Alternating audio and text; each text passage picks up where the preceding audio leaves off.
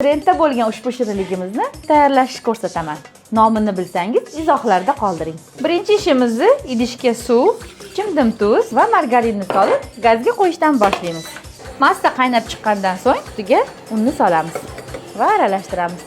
Lopatka bilan yaxshilab ishlov berib, xamiri yetilib olishini kutamiz. Ana endi massamizni mikser qilamiz. Sal qovuridan tushib olish kerak. Qovuridan tushgan massani ustiga tuxumlarimizni bittadan chaqib aralashtirib olamiz.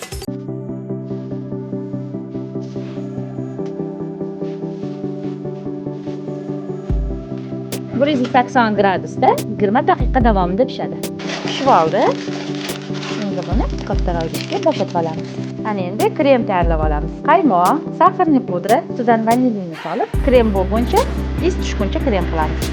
Mana kremimiz tayyor. Sharikchalarimiz ustiga solamiz. Mana aralashtirib oldik. Endi buni maxsus idishchalarga solib chiqamiz. Xohishga qarab bezatadilar. Men danaj bilan bezadim. Ustini bezatish xohishingizni qarab. Mana shirinligimiz tayyor bo'ldi. Retseptini opisaniyada qoldirdim. Bu videoni shirinlik yaxshi ko'radigan tanishingizga yuborib qo'ying.